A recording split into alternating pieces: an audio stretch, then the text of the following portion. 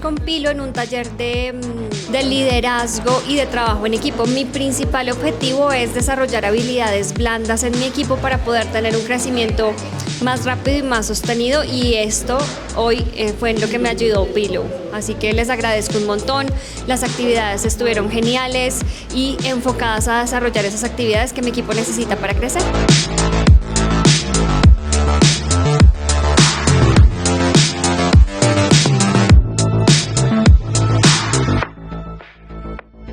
Empoderar a nuestro equipo en habilidades de liderazgo para que esas habilidades se vean en el mejor funcionamiento del equipo y en una mejor sinergia para todos el futuro, y que nuestros estudiantes se puedan beneficiar de tener un equipo que explota cada día sus talentos.